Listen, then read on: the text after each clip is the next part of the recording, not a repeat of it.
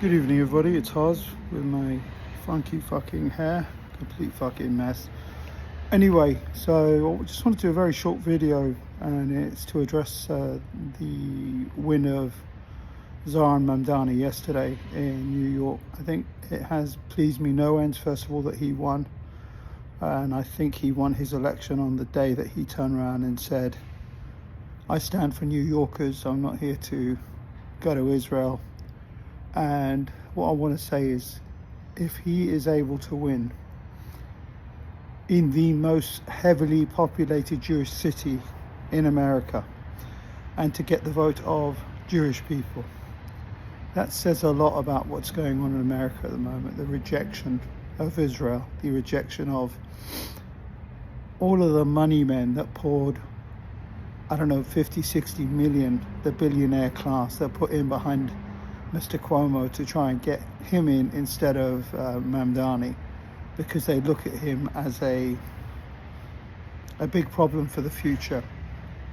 If he's able to win there, it gives me great hope.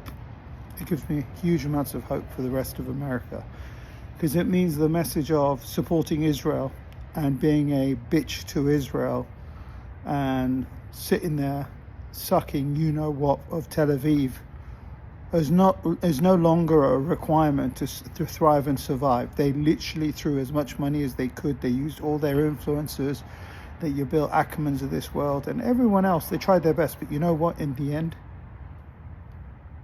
Mamdani won. There's two things you can take away from that. One, Israel is dead.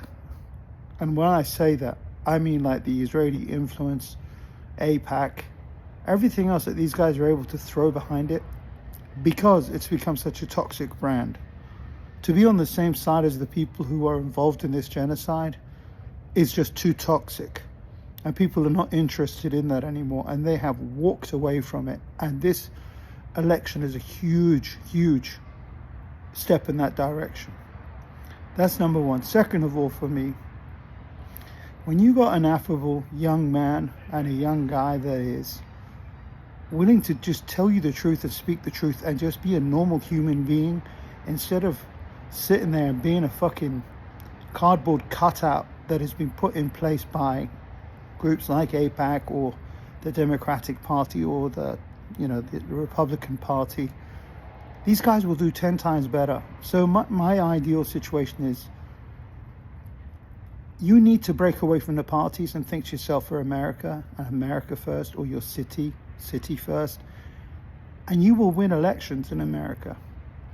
Anyone that is sitting there and on the shill of Israel will suffer. And no matter how much money they spend, they're not going to win. It means people like Thomas Massey, Marjorie Taylor Greene, they stand a really good chance of winning. Not just because they've rejected AIPAC, but because of who they are, which is very, very America first. So I think the lesson is, don't be scared of the influence of Israel and AIPAC on your lives, and think of yourselves as America first or local city first, some kind of electioneering.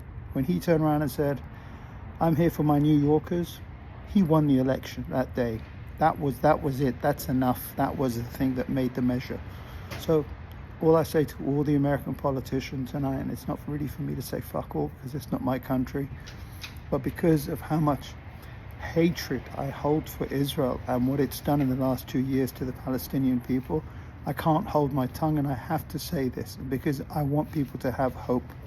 I want people to have courage, and that hope and courage is Mamdani winning his seat, being called a communist, being called a Muslim, being called a terrorist, being called everything, and yet all he did was say, look here, I'm a New Yorker, I'm standing for New York.